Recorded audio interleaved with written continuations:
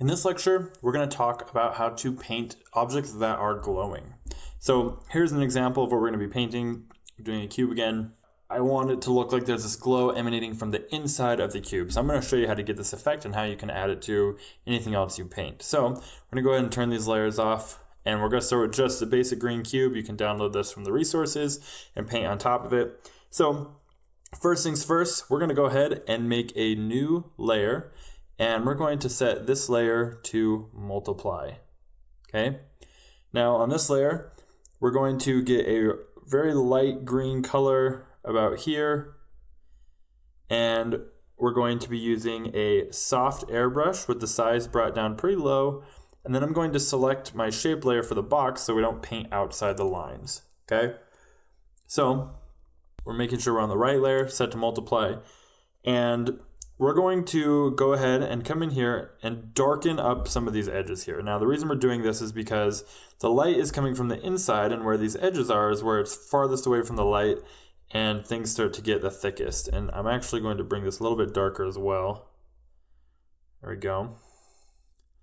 Okay, and I'm just bringing it along the edges here, darkening things up. I don't want it to be perfect, right? The more that you kind of vary things with the stroke, the more it will feel like there's a consistency to it, right? There's some swirling going on inside instead of just, a perfect plastic cube or something like that. Okay, so I'm kind of keeping that in mind as I go.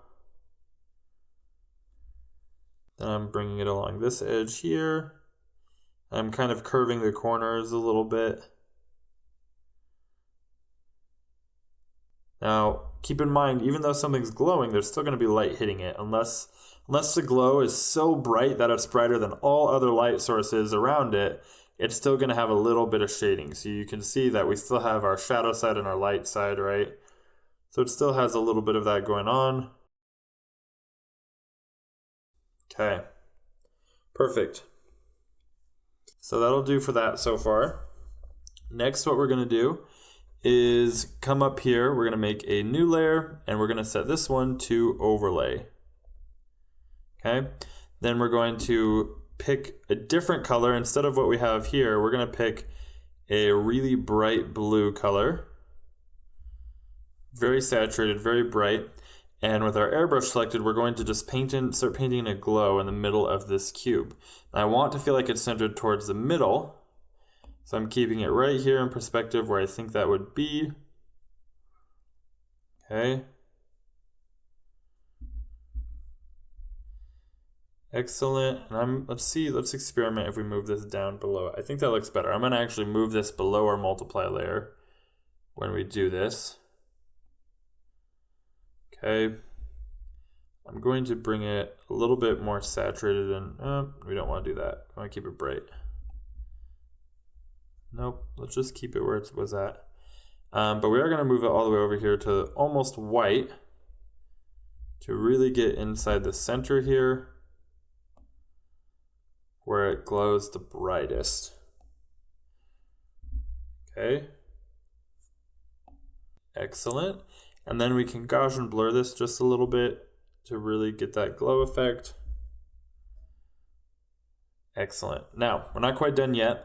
I'm going to take my shape layer that I have on the very bottom, okay, and I'm going to duplicate that. Only this one, I am going to fill all the way in with sort of this teal color here. So I'm going to fill the whole thing in. So if we turn off these other layers, you can see it's just a full cube, right?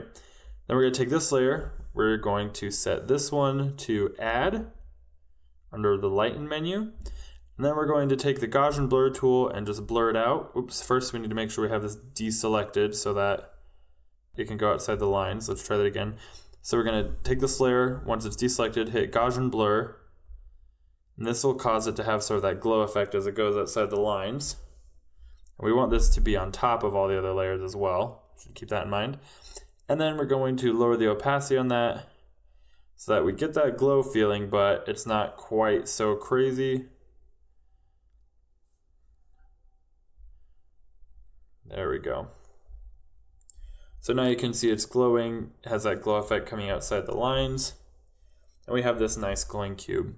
Now if you wanted to, on your multiply layer, you could come back in here and throw in a few little effects with a really fine brush. Make sure we're on the right layer here.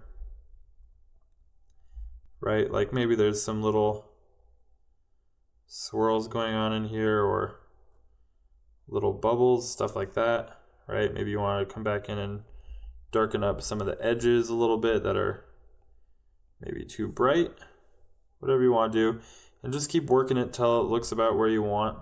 I would make sure you watch your colors and things like that. You could also come in here if you wanted on, like, let's say you could just do it on a new layer actually and set it to overlay and then create kind of just a few little bubbles in the surface. Looks like maybe though we need to try a different layer mode.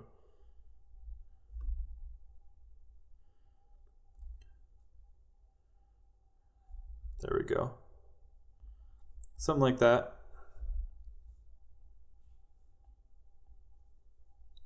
So you can get some little effects in there. So it's up to you. And you don't have to keep it green, and you can do whatever color you want, but that's how you could create a glowing effect. You could do the same thing with whatever you wanted, right? If you wanted to do it, maybe you want a glowing sword or glowing eyes, right? You use the same effect, same layers, stuff like that. So that's it for this lecture. I'll see you guys in the next one.